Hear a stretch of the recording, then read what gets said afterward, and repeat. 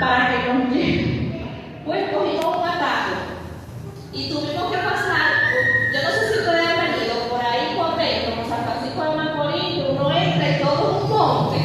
Señores, yo venía con el aire de la boca y lloviendo a 10 kilómetros por hora. Yo me imagino, y eso me tomó 30 minutos cruzar ese tramo. Yo tenía un carrito, imagínense que lo hubiera hecho a pie. ¿Cuántas horas me hubiera tomado? Imagínense a Jesús. Imagínense. Dice la Biblia, dice la palabra de Dios, que le era necesario pasar por doble, por Samaria. ¿A qué? A encontrarse con una persona que iba a ser clave en el ministerio, que iba a decirle a otros de lo que esa persona le había dicho en ese momento. De una mujer que estaba ¿qué? Estaba rota por el pasado, definida por los errores. Y lo vemos ahí, esa pobre mujer tenía que salir quizás al mediodía, cuando el sol estaba más candente, para no encontrarse con otras personas a buscar agua, porque esa mujer era definida por los errores, había tenido qué sé yo cuánto maridos, y el Señor sabía todo eso, pero le era necesario pasar ¿por qué? Por Samaria. Esta mujer había sido rechazada y marcada por su historia, pero Jesús ¿qué? La buscó, no para juzgarla, hermanos, sino para revelarle su verdadera identidad.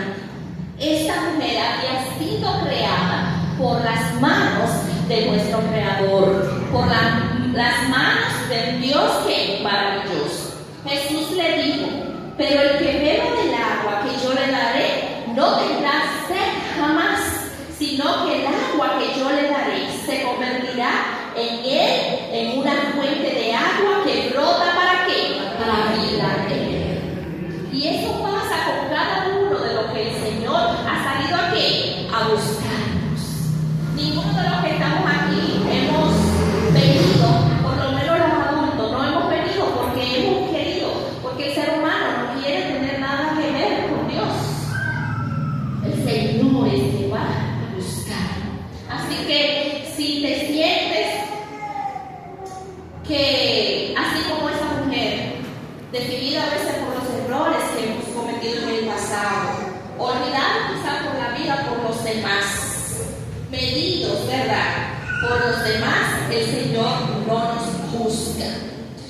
¿Dónde podrán estar buscando, dice el Señor, los valores o nuestro valor, nuestra identidad? En los logros, en el trabajo, en las relaciones, a veces hasta en lo que podemos proyectar. Jesús nos ofrece una nueva identidad, una que no cambia con las estaciones de la vida. Él dice que tenemos un valor inigualable, porque fuimos hechos con un molde que fue roto al momento que hemos nacido. No hay otra persona en este mundo como tú ni como yo. Entonces, aquí hay algo muy lindo y quiero repetirlo con ustedes. Aquí dice, yo lo voy a decir y luego ustedes lo van a decir: soy la obra maestra de Dios. Vamos a ver. 1, 2 y 3. Soy la obra maestra de Dios. Eso es el origen. De ahí es que nosotros como seres humanos debemos partir. Si hasta ahora creíamos que éramos hijas de fulana y que esa pobre fulano, ese pobre fulano, lo que han sido es una vergüenza, olvídese. Nosotros hemos venido ¿de quién? De las manos del Señor, porque son su obra maestra.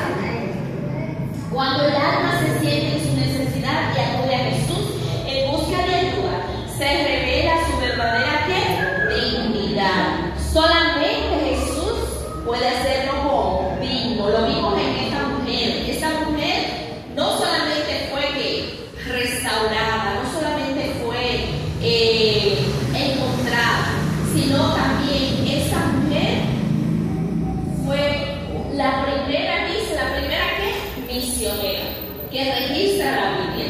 No se quedó callada, siguió a compartir con otros lo que había encontrado. Ese que podía darle ¿qué? Esa agua de vida, que dice que brota ¿para qué? Para vida eterna. Muy bien. Después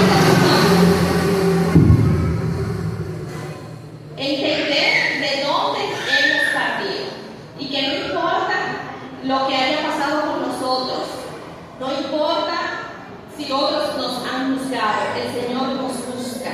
Así como buscó a la mujer samaritana, así como le fue necesario pasar por donde ella, así también el Señor le es necesario pasar por ¿qué? Por tu vida y por la mía. Después de entender que yo vengo de la mano creadora de un Dios perfecto y que soy su obra maestra, entonces también es importante saber para qué estoy aquí. Ese es otro dilema, hermanos. Podríamos saber, de verdad, yo soy creada por el Señor, yo soy hija del Señor. Y a veces lo decimos con esa pena, que ni nosotros no se lo creemos. Imagínense el mundo si lo cree. Ay, porque si hay una cosa más triste que los cristianos lamentamos, eso es terrible.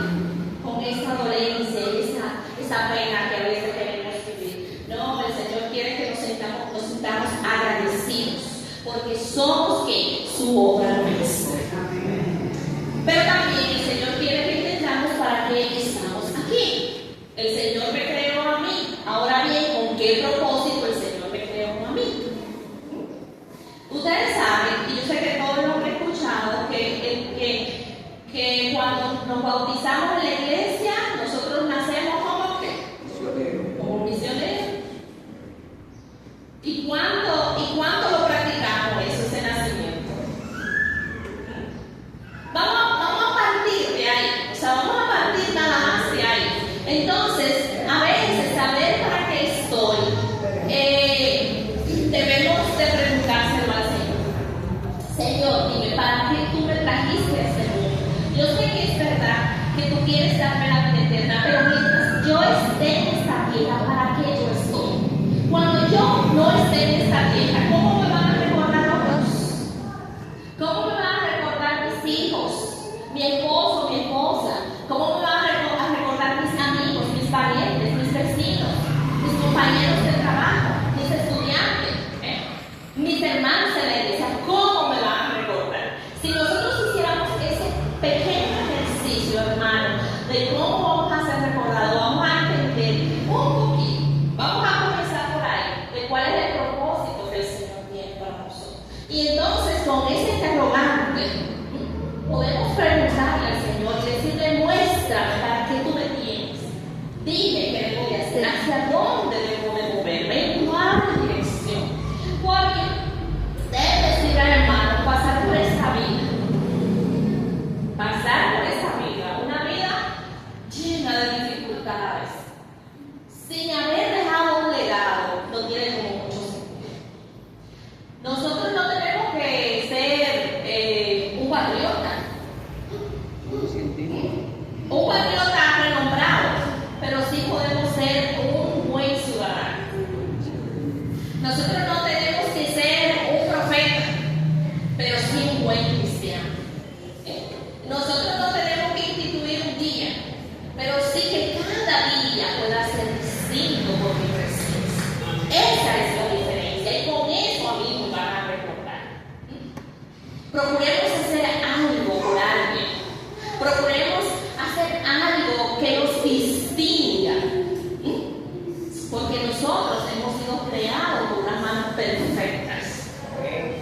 Y dice que somos la obra maestra de nuestro Dios. Hay un versículo muy, muy interesante en Efesios 2:10 que nos dice: porque somos hechura suya, creados en Cristo Jesús para hacer ¿qué? Buenas obras, las cuales Dios preparó de antemano para que tuviéramos ¿qué? ¿Para qué fuimos creados? ¿Para venir a sentarnos juntos? No. Para buenas obras. Entonces, Señor, en todas esas buenas obras, muéstrame donde tú quieres que yo deba estar. Muéstrame qué tú quieres que yo haga ahí. Con eso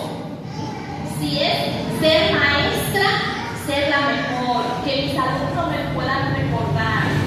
Si es ser servidor público, que allí las personas puedan recordar que pasó fulano.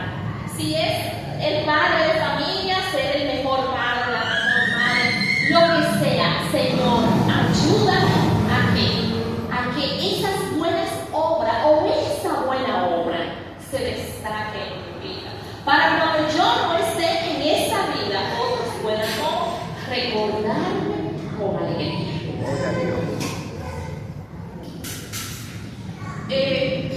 No estás vivo, hermano, por casualidad. Dios no solo quiere salvarnos, quiere que usarnos. En la Biblia vemos a Pedro. Excelente ejemplo. Pedro falló. Pedro negó a Jesús. Pero Jesús, que no lo descartó, lo restauró y lo vivió.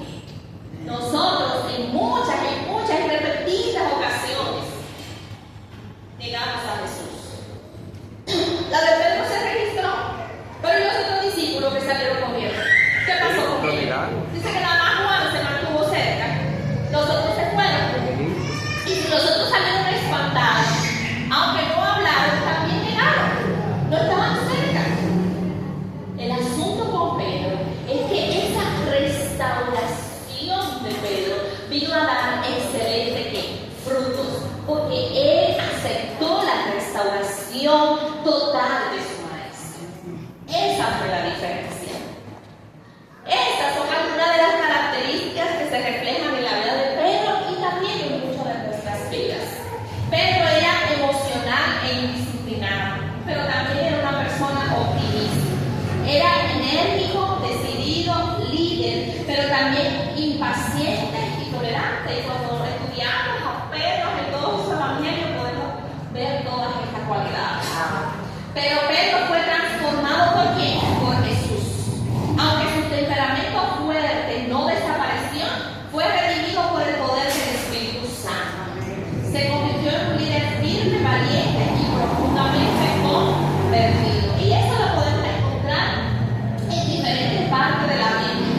Por ejemplo, Pedro en Mateo 14 nos dice que se atrevió a salir de la barca para caminar sobre el agua hacia Jesús.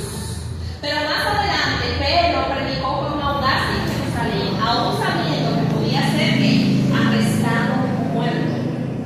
Pedro, un apasionado de Jesús, fue el primero en declarar: tú eres el Cristo, el Hijo de Dios viviente. Pero su amor también era genuino, aunque imperfecto, siempre volvía a Jesús. Fue un líder natural. Jesús lo escogió como uno de sus discípulos más cercanos. Se convirtió en uno de los principales líderes de la iglesia primitiva.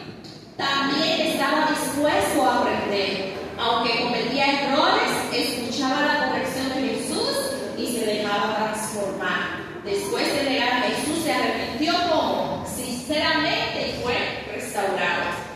También fue humilde en su madurez y también fue fiel hasta el fin.